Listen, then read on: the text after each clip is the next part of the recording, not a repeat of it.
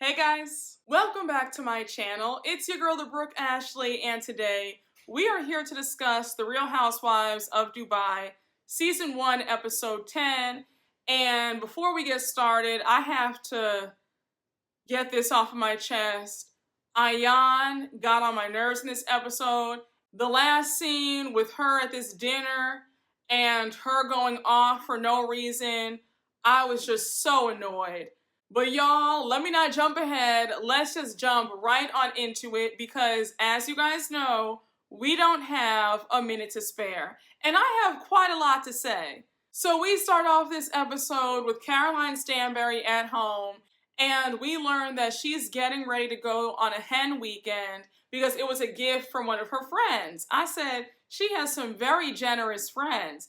Now, as you all know, a hen weekend is a girls' trip. So she's excited, and then we see in a flashback clip that she invited all the ladies at Lisa's dance hall party. And we find out that this hen weekend is going to take place in Nurai Island in Abu Dhabi.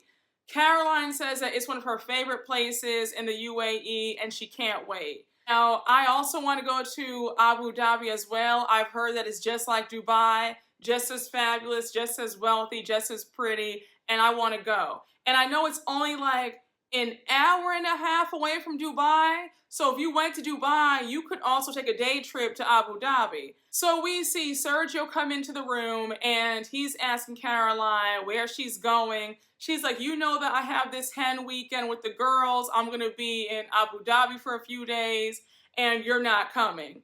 Caroline says that it's important for Sergio to realize that she still needs her girl time even though she's married, and that he can't go with her everywhere because he is way too clingy. Now, while that is a great problem to have, I do think that Sergio is a bit suffocating because you do need some time apart. Like, let the other person miss you. If you're always on top of somebody, it's gonna get annoying real fast. And I know that Sergio has to have friends of his own to hang out with. He can't be up under Caroline every single minute. Like, he was really being annoying. He kept saying, like, I want to go, I want to go, I want to go. And she was like, can you stop? I'm not going to lie. There's a part of me that feels like Sergio also just loves the fame and he loves the cameras. So that's another reason why he wants to be around Caroline every single moment of the day. But Sergio, this is a girls' trip. You're going to be okay if you're away from Caroline for 48 hours, okay? I promise. So now we jump to the next scene and we see Sarah with one of her friends and they are about to ride ATVs in the desert. She says that she loves going to the desert every weekend because it's a place of tranquility and a place of calmness. So we see that Sarah has invited Brooks out on this outing and Brooks is excited. Sarah says that despite their hiccups, she thinks that Brooks is an amazing woman. So we see all of them go in the desert, they're riding the ATVs, and at one point, Brooks' ATV flipped over and my heart was beating out of his chest. Like, stuff like that scares me. Although it looks fun, there is a bit of fear because it's like you could be injured severely. And I was also surprised that they didn't have helmets on. I was like, this doesn't feel safe. Because I remember that one season of OC when Heather, Vicky, and Tamara all went ATV riding. And I think it was the ATV that Tamara and Vicky were on. It flipped over and then Vicky went to the hospital. It was just a mess. So they finished riding and now they set up a picnic in the middle of the desert. And that is just so cool. Like, that has to be really cool living in Dubai. Because the fact that you can just go to the desert at any time and have a picnic there or a party there or ride ATVs or a camel, that must be amazing. So they sit down to talk and eat, and now Sarah tells Brooks that she wants her to know that she's not alone and that she's there for her.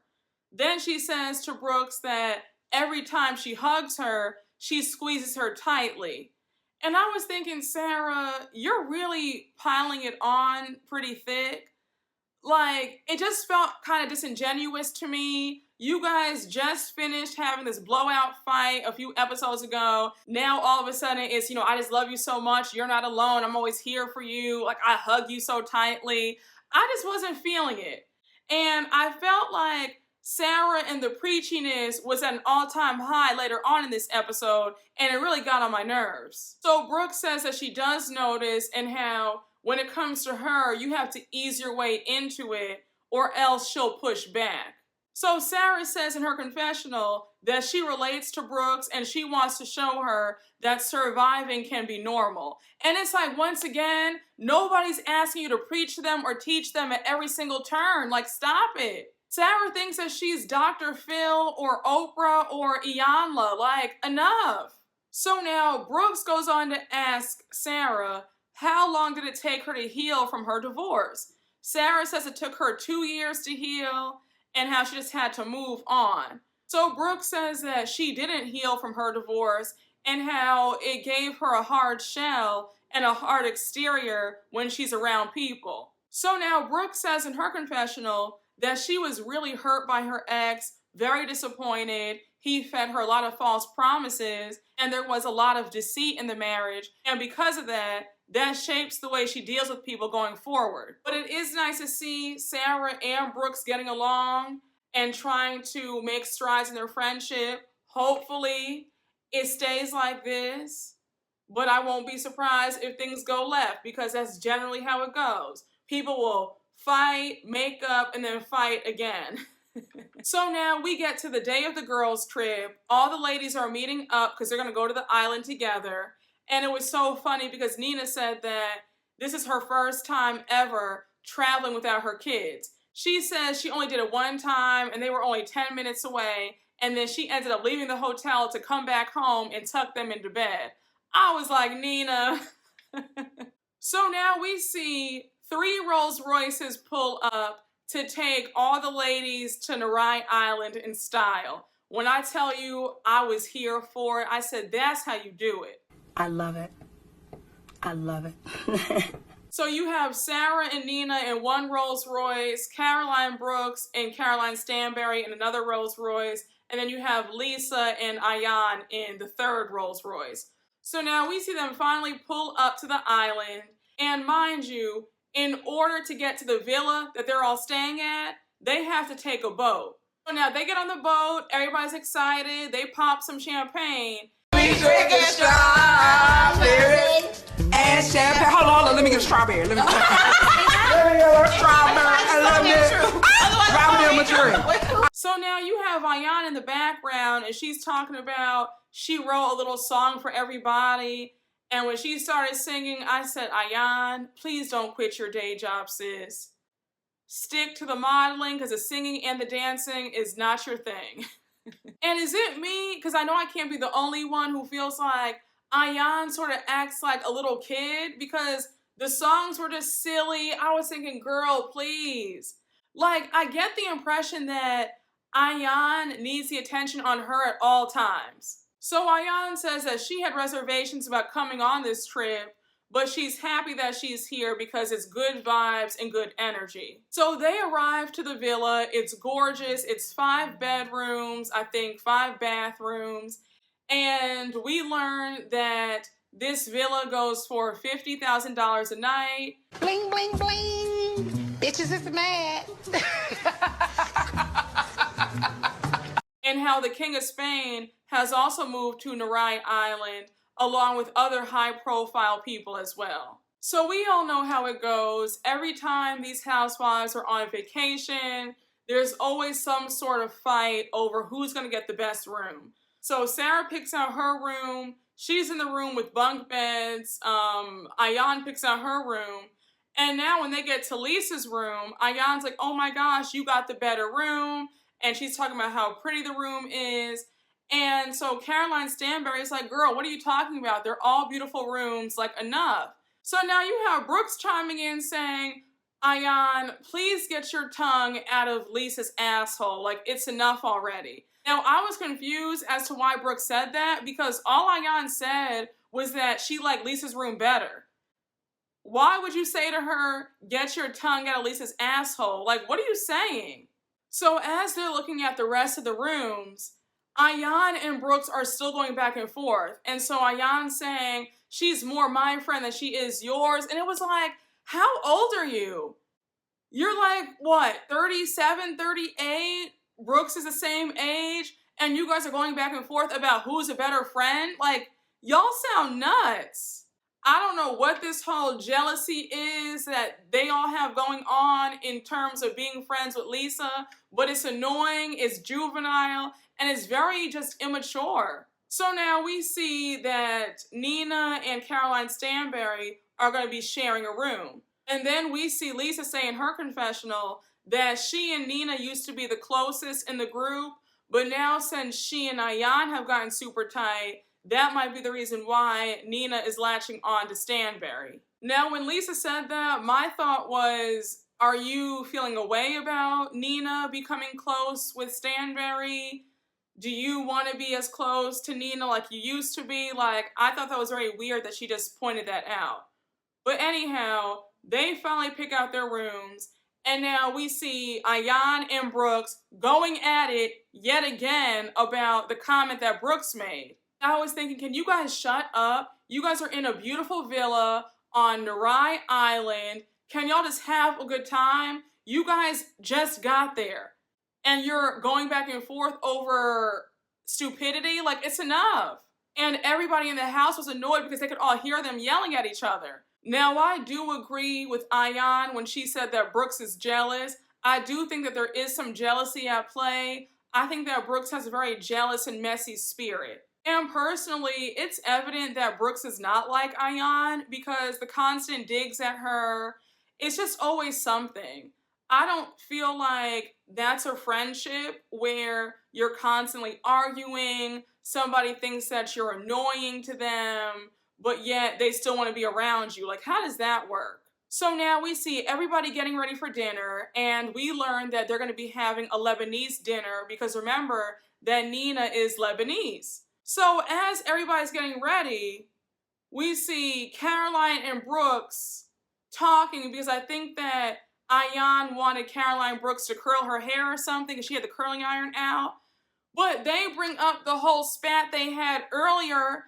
They bring it up again. I'm like, oh my gosh, can y'all let this go?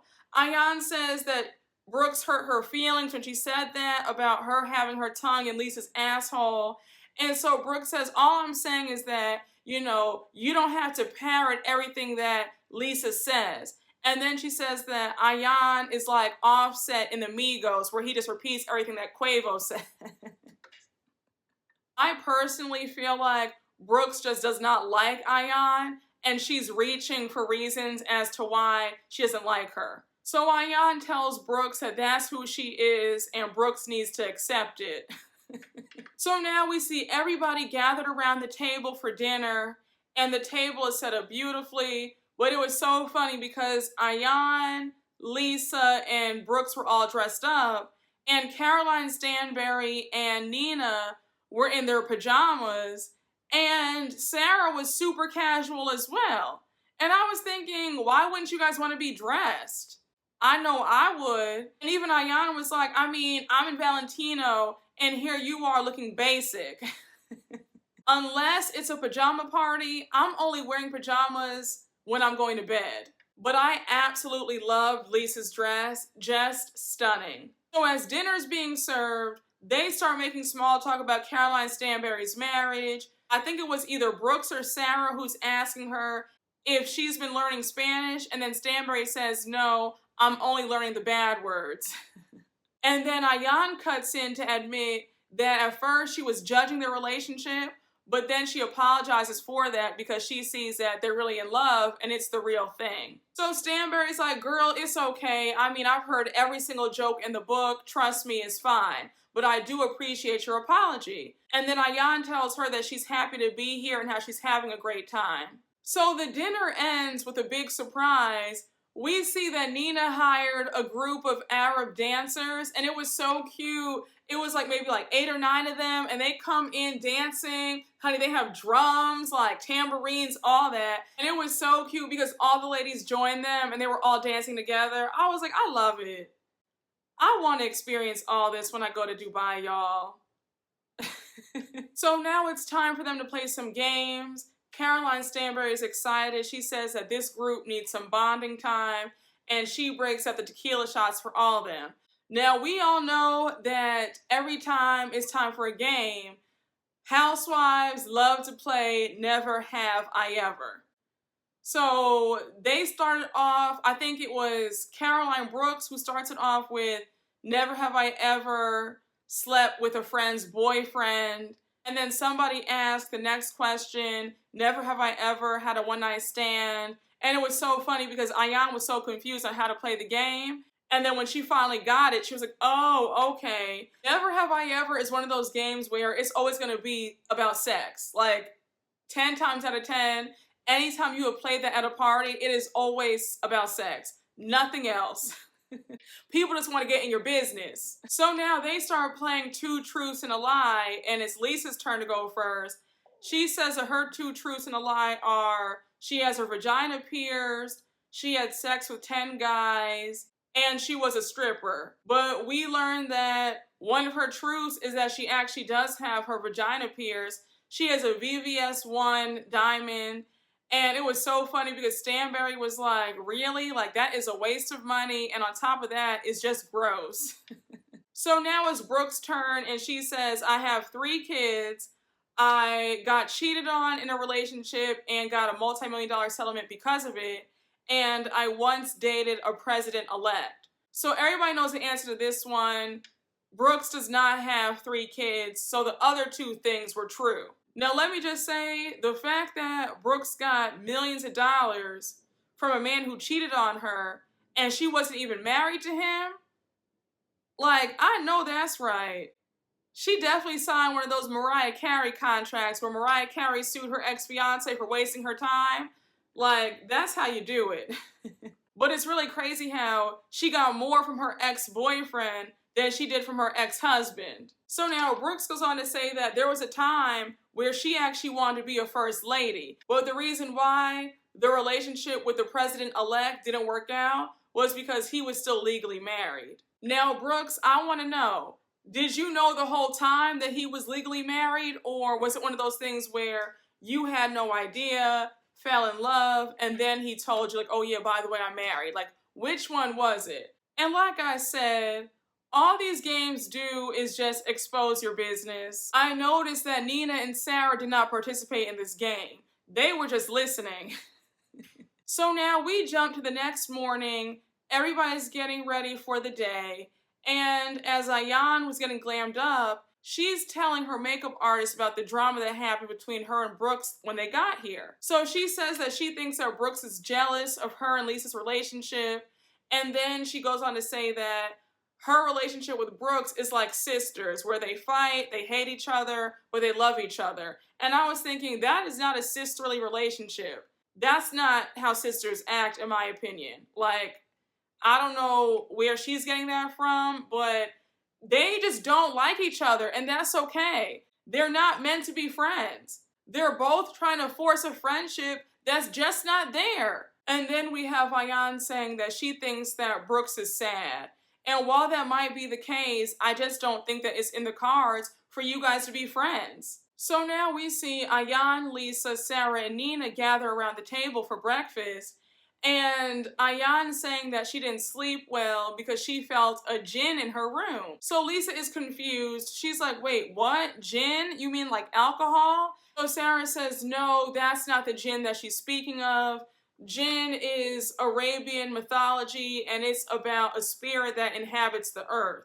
So now Lisa starts talking about how she believes that after you die, if you died unsettled, that your spirit will roam around. So now Lisa tells a story of how her biological cousin, who she considered to be her brother, was murdered when they were young. He was killed by one of his friends, and they were unable to solve who did it. So she says that he would come to her in her dreams every single night, and that's how she solved his murder. Like, she was able to tell the police that this man was in New York, and they found him and put him in jail. So Lisa's getting emotional telling the story. She says that at one point, her husband thought that she lost her mind because she became so obsessed with finding out who killed her cousin. Then she goes on to say in her confessional that because of her cousin's passing, she feels like she can never know true happiness because in case somebody else close to her goes, she doesn't want to feel that same pain again. And while I understand that, it's not healthy and it doesn't give you any benefit not living in true happiness because your loved one has gone. Like, your loved one would want you to still be happy and to go on about your life and to, succeed and thrive. You're not doing yourself or anybody any favors by not being happy and living a life of sorrow and pain because you feel like you don't deserve to be happy because your loved one left. Like, no, they want you to still go on with your life and enjoy it. And I got chills hearing Lisa tell the story of how she pretty much solved the murder because he was coming to her in her dreams every night. Like, I got literal goosebumps. So now we see Stanbury come over and she lets them know the itinerary for the day and how she wants them to do the wave machine pool. And she's like, I want all of you guys to get in the water. Ayan is a bit afraid of the water, so she's like, you know what? I don't know, girl. Like, we'll see. So now we see all them ride bikes to the beach club. And when I saw Ayan in that dress, I said, there's no way she's getting in the water. She was done up. The dress was so pretty. And I was thinking, I doubt she has her bathing suit underneath the dress. So they arrive to the beach club and immediately they go to the bar. Caroline Stanbury's ordering shots in 1942. I was thinking, damn girl, how much tequila are you gonna drink? And I love tequila. But one thing about it, I don't love shots. Like, I'm the same way as Nina. I am not a shot girl. Put my alcohol in a mixed drink, please. Give me a margarita. But having to do a shot, it's always a bad idea. So now they arrive to the wave machine and Caroline Stanbury is so excited because she cannot wait for them to all bust their asses and face plant. Now, I will say it did look like a lot of fun. I probably would have tried it. But when they all smashed into the wall like that, I was like, did that hurt? And while they were all doing it, Nina and Ayan were at the side drinking pina coladas. I was like, I know that's right. So they finish up with the wave machine and now they walk over to the beach and they sit down. So Caroline Stanbury says that she's so happy that they're all here and how she loves all of them. And I have to say, so far the trip is going well. Everybody for the most part is getting along. The activities are cute. It's luxurious. So yeah, so far so good. So we get to the last scene of the episode and they all sit down for dinner. Child, everything was going so well until it didn't. So at first, they're all making small talk. Ayan is asking Caroline Stanbury about that video that Sergio made on Instagram a few hours ago where he was crying about being away from her. So she's like, does he always do that? Like, is that normal? So Stanbury says that Sergio is more of a man because he shows her that he loves her all the time. So now you have Sarah jumping into the conversation and she's like, you know what, Caroline? God is making it up to you for all that you dealt with in the past. So now Nina jumps in and says that Caroline manifested Sergio. And now Brooke says, oh, is that so? Like, Caroline, give me the blueprint. So now Stanbury says to Brooks, well, one thing I can say is that it takes a lot of character for a woman to have her ex-boyfriend and her ex-husband invest in her. Remember that Caroline Brooks' ex-boyfriend and ex-husband are both going to be helping her with her spa. Now, I was a bit confused because I was like, well, what does that have to do with anything? But anyhow, so now Sarah interjects and she's all defensive for no reason. And she says, but she doesn't need a man. She's a survivor. She can do it by herself. So Stanbury quickly checks Sarah and she's like, look, Sarah, it's not about needing a man. There's nothing wrong with getting help or assistance from one. And I completely agree. I don't know why Sarah was getting so worked up. Like, all that, you don't need a man and you could do this by yourself. And it's like, well, you can do it by yourself. It doesn't mean that you want to, though. I personally feel like Sarah's not as healed as she wants to claim that she is. Because she seemed very triggered when Stanbury brought up how Brooks has her exes helping her financially. Like, why are you so pressed about that? So Sarah says that he's paying for you in a sense, and that one day he'll cut it off because he's controlling the whole situation. So Brooke says, no, let's be clear, nobody's paying for me. It just seemed like Sarah was projecting, because remember that she admitted to being the provider and the breadwinner in her marriage. So I think she's a bit triggered knowing that a woman is getting help from a man. I don't know. I just think that it really bothered her to hear that Brooks is getting financial help, whereas she was the breadwinner in her situation. So now Ayan jumps into the conversation and she says that her husband pays for her. He's always paid for her their entire marriage and she loves it. So now Stanbury interjects and she says that it's very different. And then she goes on to ask Ayan if Ayan has ever run her own business. Now, I remember when Lisa was planning her fashion show, we learned that Ayan had her own modeling agency. So yes, she does own her own business. But baby, when I tell you, I don't know why that set Ayan off so badly, because she went off. She starts getting so defensive and she's talking a mile a minute. She's like, yes, I do. I do own my own businesses. I'm a hustler. I'm business savvy. I'm like an ant. I'm everywhere. I said, girl, not an ant.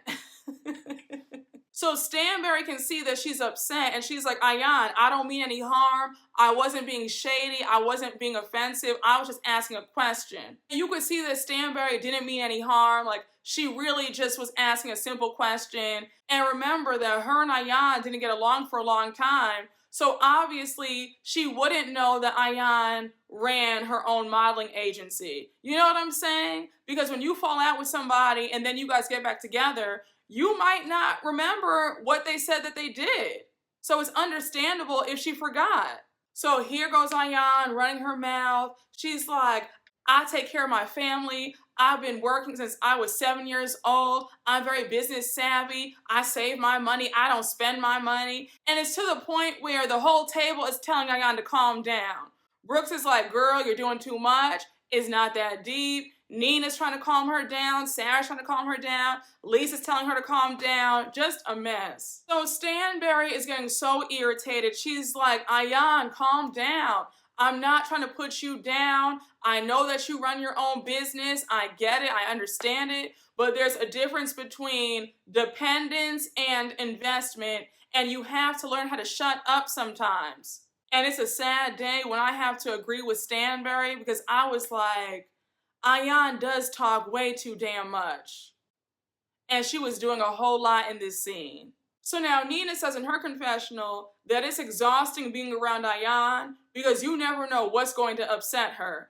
And when I tell you that I know a few people like that, where you never know what's going to set them off, they're kind of moody, and I do not have the patience or the time for it. I don't. Y'all, I hate to admit this, but I'm going to be transparent. I am very quick to cut people off. It is not an issue for me to end a friendship because I really don't have the patience or the energy to deal with people who are moody, irritable. You know, 1 minute they're happy, the next minute they're in a bad mood. You could say, oh, it's cloudy today, and they're offended by that. I really don't have the time. And that's something that really irritates me. And Ayan needs to regulate and control her emotions a bit better than this, because this whole thing was so uncalled for. You're that upset at Caroline Stanbury asking you a simple question? Just say, yes, I do. I own my own modeling agency. I thought you knew that. And move on. But the way you went on and on and on, it's like, is everything okay, sis? So now Stanbury says, Ayan, I love you, and I am not trying to take you down. So now Ayan claps back and says, you could never take me down. I'm always on top. And then we have Ayan saying that she's actually way more successful than Stanbury. And everybody at the table is shocked. Now we see a to be continued flash across our screens. Y'all, this was a hot mess.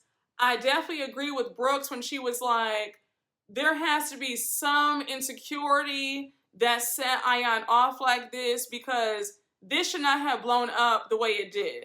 Let me just say this, y'all. I do think that Ayan is a bit insecure. And I know I touched on it a little bit in last week's recap when I was like, you know, the constant boasting and saying, you know, I'm that girl every few minutes. If you have to constantly say that, do you really feel that way about yourself? Because when you know that you're that girl, you don't have to say it. Like, you know it, everybody else knows it, we can all see it. You know what I'm saying? Like, confidence is quiet. And Ayan always has to say it every few minutes. And the way she was so triggered by this one question, it had me giving her a side eye like, something's not quite right. You obviously feel insecure about something. I have to be honest, I was on Caroline's Stanbury side because what Ayan did was uncalled for. She completely messed up the whole vibe of the dinner. And they were having such a great time. And it's like, damn, can't we have one dinner in peace? But y'all, that was my recap. I hope you all enjoyed.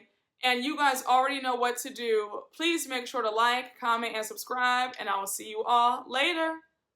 Bye.